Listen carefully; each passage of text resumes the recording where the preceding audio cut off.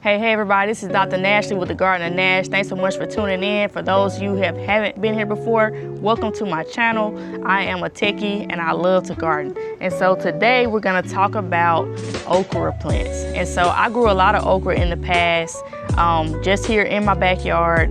I'm in the 7B, 8A area here in Georgia, in the Atlanta, Georgia area. And we still have a lot of warm weather here. So my okra plants are actually still growing. If you notice, I have several here. I want to talk a little bit about some of the lessons that I learned growing okra plants. And so I actually got to get these off of here too. But since okra grows and the way that it grows, actually I can show you better over here. The way that okra grows, it starts at the bottom and it starts producing fruit as much as the rate of flowers that you get. So anytime you get a flower, there's actually that one coming up right there, you'll see that the okra grows on the stem right next to it. So the okra is kind of like the offspring of the flower because the okra has all the seeds in it. Now, we talked about saving seeds on previous videos. If you want to save seeds, just make sure you let the okra fruit mature on the plant, which means it has to get brown in order for those seeds to mature. Otherwise, they won't produce in that following year if you try to replant them. But I digress. Just showing you all, for those who are new, how okra plants grow. So you won't get any fruit below where this okra is growing. And so you'll see where we've actually cut okra off in the past. And okra does really well in the hot summer heat, especially here down south.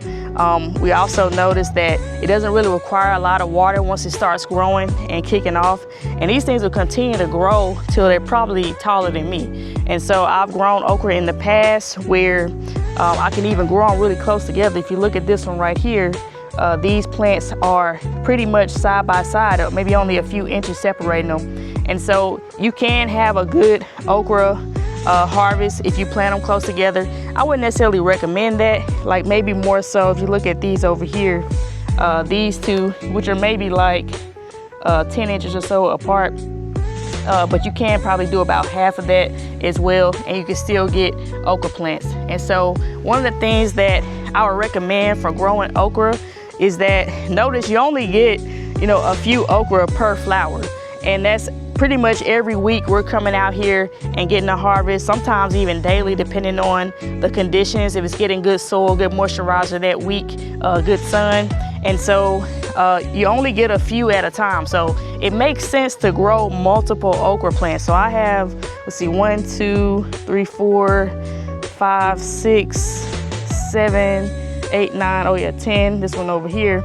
And so when I go to harvest my okra plants, I'm picking off 1 or 2 okra for 10 plants, which means I'm getting about 10 or 20 okra every time I come out here a couple times a week. And so that makes a pretty good harvest so that you can, fry them up, put them in the air fryer. You can even, for example, I actually have some of my pickles. You might have seen a video of us pickling cucumbers, where you can actually pickle okra as well. And so this has like some pickling spice in it, some smoked paprika, and this is a brine that I use. You literally can go and get the okra, put it in the brine. You really don't even have to warm it up. Just let it sit in your refrigerator for a couple of days and you have pickled okra. I've even seen people take pickled juice from pickle juice that they buy out of the store and throw the okra in there, and you have pickled okra. So only thing I recommend about that is maybe not cut the okra because you'll get a lot of the slime on the outside of the jar. So when you pick the okra out, it'll be kind of slimy. I know some people don't like that.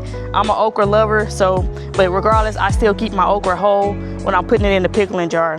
One other thing I want to note, look at this okra right here. Now this one is maybe 5 or 6 inches long. This is actually too big to pretty much harvest. Once it gets this size, it starts to get pretty tough and hard. It feels pretty tough. It's actually pretty hard to eat once you try to put it in your mouth. So we try to usually harvest okra more so, probably not let it get any bigger than this size right here. but that feels good. It's still firm. Now every now and then sometimes they can grow pretty big and still be soft. You just might have to test it and see how well it is in your mouth when you're eating it. But for the most part, we try to harvest it when they're about 3 or 4 inches and pretty much no more than that. So in terms of our okra plants, we've been getting good harvest this year. So I'm gonna go through and grab some of these because I would like to pickle these okra. And in fact, these here I could leave on here to even brown, which it won't hurt it at all. It'll still continue to grow. But you do wanna, for the most part, the rule of thumb is the more okra you get off of a plant, the more okra you produce. So in gardening, you kind of got to know that less is more. And it's a pretty interesting concept to grasp. What I'll do, because we're getting into September, is I will actually leave some of the okra on there. Oh, look, we got one of our pest friends right there.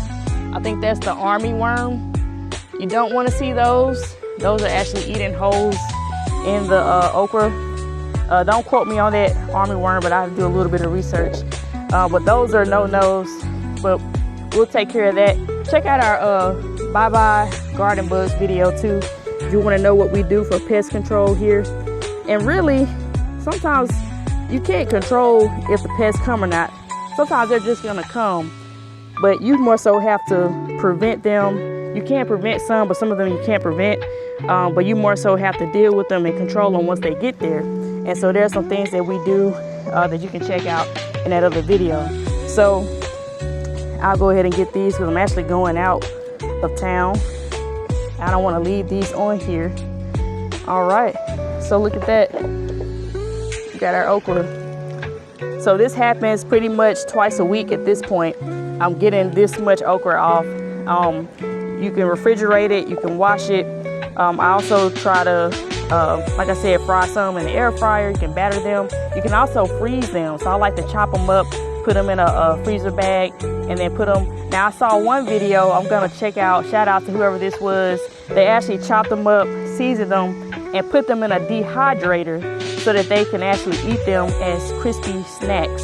And I'm definitely gonna try that. I got a dehydrator, so maybe we'll do a video on that too. So that's it for today's video. I just want to talk and give you all some of my lessons learned about growing okra. This is probably my 4th or 5th year growing okra, and that's what I've learned. I love to get into some crimson okra. Those are some that I see oftentimes once I find some seeds. I'm gonna definitely plant those babies too. So thanks so much for tuning in. This is Dr. Nash with the Garden of Nash. Have you started your garden yet?